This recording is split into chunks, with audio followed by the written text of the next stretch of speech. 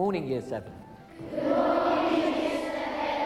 Well, that's a super good morning. Thank you very much. Right. The teachers here have just learned that they'll receive a 2.9% pay rise this year, courtesy of their national pay review body. Can I congratulate you yet again for being The children don't know in our it, but the award could affect their education. The school has been told to find the money itself from gains in productivity. At least £17,000 is needed. It could mean losing a member of staff. And secondly, a little advert. £17,000 is the average cost of a teacher's salary.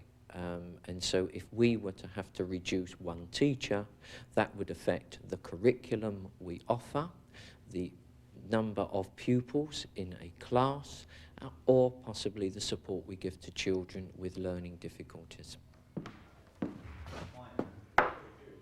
Last year, there was a 1.5% ceiling on public sector pay rises, and most teachers were resigned to receiving just as little this time. The talk in the staff room, though, is that the award still isn't enough. I was rather disappointed with the 2.9%, but I suppose in the present climate it was fairly realistic. But teachers give the worst marks for the way the award is to be implemented. They think the government is making productivity demands which hardly apply to a school. I don't understand what the government means by productivity gains, in the sense of providing money for these pay rises. I would say that the school's productivity depended on producing well-balanced, well-educated children. And he could do that duty, because obviously... Yes, fine. No Teachers fear they'll now be judged by their ability to handle increasing numbers of children in ever larger classes. Bob Helen says that in principle it's easy to save money, but he has to keep standards up as well. We could increase the number of children in a class from an average of 27 with one teacher to, say, 47 with one teacher. But is that the way you see productivity? I certainly do not see that as being a productive way of using resources and deploying resources. Religion. Lucy. Because if they weren't interested in religion, they wouldn't have all the temples. That's exactly right, yes. How many The school is part of a government trial to introduce such schemes more widely in education. Although the idea is highly controversial among teachers, it's been generally accepted here. So who's the head of the Roman family, the mother or the father? That's right, yes. I believe you improve productivity in schools by increasing and improving performance.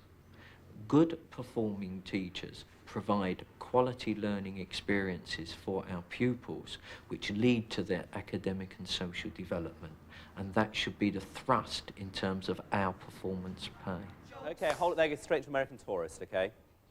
The school has been making special efforts to develop its drama department, and this is an area where performance has been recognised. React again, react, go for it. Jonathan Olmer was one of 7 who received an extra £500 in their salary rise last year. It's a kind of recognition.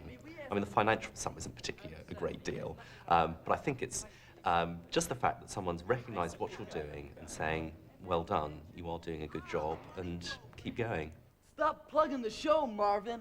Gee, I'm sorry, Frank. Here at the Cecil Jones High School, the scheme that they've devised assesses teachers according to classroom performance, administration, team contribution, and their identification with the ethos or values of the school.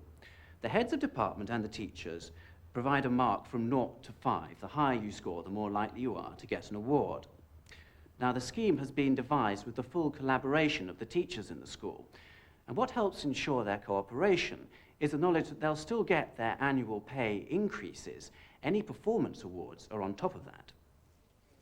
But Bob Helen has to find the money for the scheme within his own budget, and he's run out of funds. Michelle, can you tell me a little bit about your project? Now that he's been told to finance the review body's annual increase to teachers, performance pay will have to be shelved. It's going to add year on to our pay bill, which will have effect on the allocation of resources to other areas of the school. That we would have to look at very carefully. In the long term, and the short term, may I say, we would need additional funding from the government to actually carry our scheme forward.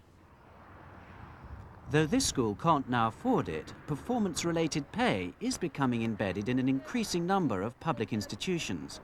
If wages race ahead elsewhere in the economy, rather than holding pay down, performance schemes could add to the upward pressure. If you've got both the movement to more individual pay and the pressures for catch-up operating at the same time,